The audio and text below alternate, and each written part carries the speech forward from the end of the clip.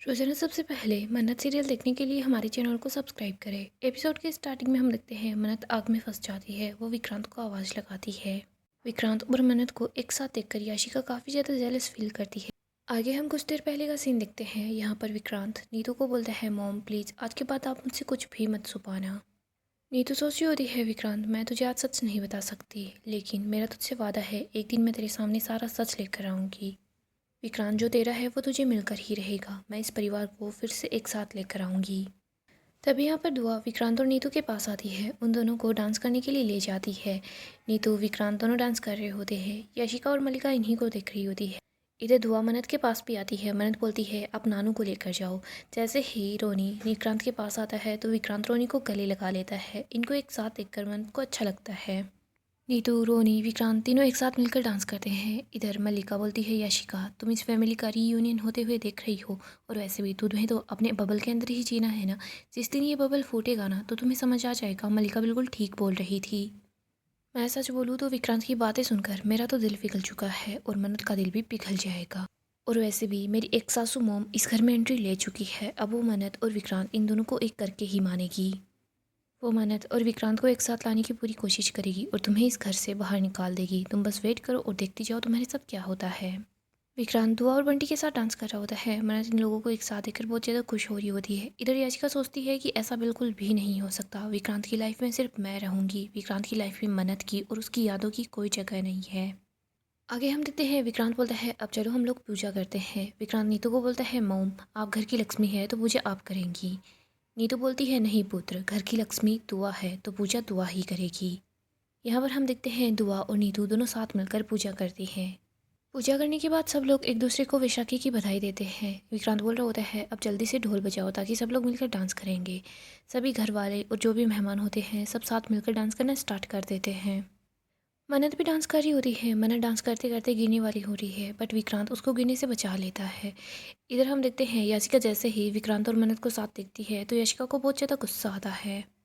याशिका सूखे घास की तरफ आती है। वो बोल रही होती है कि मैं विक्रांत को अपने पास रखने के लिए कुछ भी कर सकती हूँ। इसके लिए चाहे मुझे मन्नत को चोट पहुँचानी पड़े या फिर उसको रास्ते से हटाना ही क्यों ना पड़े।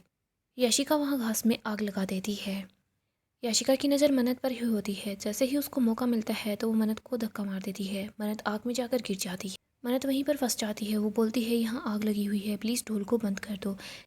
लेकिन ढोल की वजह से मन्नत की आवाज़ किसी को भी सुनाई नहीं देती। इधर याशिका बस मन्नत को ही देख रही होती है। वो बहुत खुश हो रही होती है। मन्नत धैर्य को, दुआ को, सब लोगों को आवाज़ लगाती है, लेकिन कोई भी मन्नत की आवाज़ को नहीं सुन पाता। इधर याशिका ये सब देखकर बहुत ज़्यादा खुश हो रही होती है। यहीं पर हम देखते हैं दुआ जब डांस कर रही होती है तो वो डांस करते करते गिर जाती है। नीतू उसको उठाती है। तभी नीतू की नज़र मन्नत पर पड़ती है। नीतू मन्नत को आग में देखकर विक्रांत को आवाज़ लगाती है। सब लोग मन्नत के लिए परेशान हो जाते हैं। यहाँ पर विक्रांत अपनी जान की फिक्र किए बगैर ही आग में कूद जाता है मन्नत को बचाने के लिए। इधर दुआ रो रही होती है। धैर्य दुआ को समझाता है, तुम्हारी मम्मा को कुछ नहीं होगा, वो बिल्कुल ठीक है। इधर विक्रांत बोल रहा होता है, मन्नत तुम्हें कुछ नहीं होगा, मैं तुम्हें यहाँ से बाहर निकालूंगा। सब लोग मन्नत और विक्रांत दोनों के लिए बहुत ज़्यादा परेशान हो जाते हैं। धैर्य विक्रांत को एक चादर पकड़ा देता है। इधर मन्नत बेहोश हो जाती है। यहीं पर रोनी आग बुझाने के लिए आ जाता है। रोनी और बाकी के लोग मिलकर आग को बुझा देते हैं। विक्रांत आग से मन्नत को बचा लेता है। इधर सब लोग मन्नत के लिए परेशान होते हैं। इधर याचिका सोच रही होती है, मुझे तो बिल्कुल भी भरोसा नहीं हो रहा, विक्रांत ने मन्नत को बचाने के लिए अपनी जान दांव पर लगा दी। तो बोलती है, मम्मा आप ठीक तो हो ना। मन्नत बोलती है, मैं बिल्कुल ठीक हूँ, बस तुम्हें की वजह से खांसी हो रही है। इधर नीतू बोलती है, बाबा जी का लाख लाख शुक्र है मन्नत तो ठीक है। वो तो वक्त रहते मेरी नज़र तुझ पर पड़ गई और मैंने बाकी लोगों को बता दिया, वरना पता नहीं आज क्या हो जाता। मन्नत, जो तू बात बोलती है ना वो सच ही हो गई। तू हमेशा बोलती है ना विक्रांत तेरे लिए बाबा जी का बंदा है, तो आज देख विक्रांत ने मुसीबत से तुझे निकाल लिया, इसने तुझे बचा लिया। धैर्य ये सारी बातें सुनकर काफ़ी ज़्यादा गुस्सा हो जाता है। वो बोलता है कि इन सब चीज़ों की नौबत ही क्यों आई, यहाँ पर आग कैसे लगी, किसी ने जानबूझकर आग लगाई है। मन्नत आग में फंसी ना, सिर्फ यही आग में क्यों फंसी। धैर्य बहुत गुस्से में होता है और बोलता है, सवाल यही है कि ये आग लगाई किसने है। धैर्य मल्लिका की तरफ देख रहा होता है।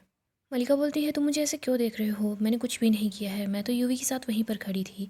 धैर्य बोलता है, किसी ने जानबूझकर आग लगाई है, ये साजिश है, पूछो ना विक्रांत तुम ही इन लोगों से।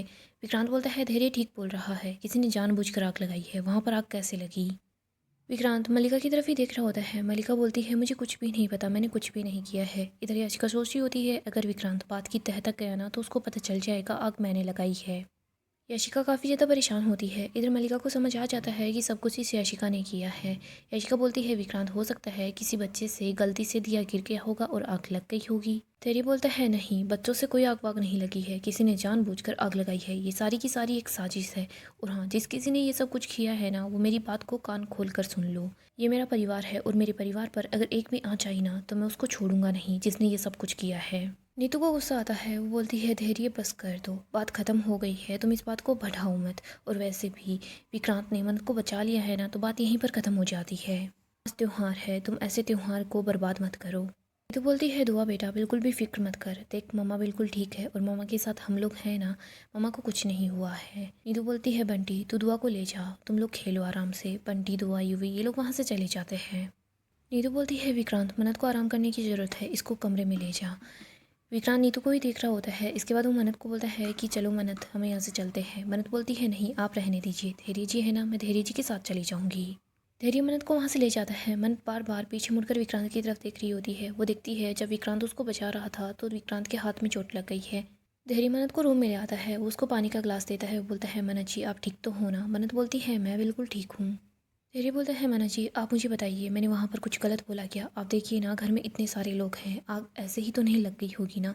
और वैसे भी कोई और क्यों नहीं फंसा, सिर्फ आप वहाँ पर फंसी है, किसी ने जानबूझकर आपको फंसाने के लिए आग लगाई है। गाइस डेली अपडेट के लिए आप हमारे चैनल को सब्सक्राइब करें, साथ ही साथ वीडियो को लाइक भी कर दें। गाइस अपकमिंग एपिसोड काफ़ी ही ज़्यादा इंटरेस्टिंग होने वाला है। अपकमिंग एपिसोड में हम देखेंगे विक्रांत के सामने दुआ का सच आ जाता है। विक्रांत को पता चल जाता है दुआ विक्रांत की ही बेटी है। यहाँ पर हम धैर्य को देखते हैं। धैर्य को डीएनए रिपोर्ट मिलती है। धैर्य काफ़ी गुस्से में होता है। वो विक्रांत के पास आता है और बोलता है कि तुम इस डीएनए रिपोर्ट से क्या साबित करना चाहते हो? तुम यही साबित करना चाहते हो ना दुआ तुम्हारा खून है। हाँ वो तुम्हारा ही खून है। विक्रांत और धैर्य दोनों की इसी बात पर बहस हो रही होती है। विक्रांत को कुछ पता भी नहीं होता। विक्रांत ने दुआ का डीएनए टेस्ट नहीं करवाया होता। यहाँ पर ये सब कुछ नीतू कर रही होती है ताकि विक्रांत के सामने दुआ का सच आ जाए। यहाँ पर मन्नत भी विक्रांत और धैर्य के पास आती है। वो देखती है कि धैर्य विक्रांत से झगड़ रहा है। विक्रांत मन्नत को बोलता है ये धैर्य क्या बोल रहा है, दुआ मेरी बेटी है। मन्नत बताती है कि हाँ दुआ आपकी ही बेटी है, लेकिन आपका उस पर कोई भी हक नहीं है। जब दुआ का जन्म हुआ तब आप कहाँ पर थे? आपने तो मुझ पर उंगली उठाई थी। दुआ के जन्म होने से पहले आपने दुआ पर भी उंगली उठाई थी। आपका दुआ पर कोई हक नहीं बनता। तो दोस्तों नेक्स्ट जो एपिसोड है वो काफ़ी ही ज़्यादा इंटरेस्टिंग होने वाला है। अगर आपको ऐसे ही सीरियल की अपडेट्स जानना पसंद है तो हमारे चैनल को अभी सब्सक्राइब करें, साथ ही साथ वीडियो को लाइक भी कर दें।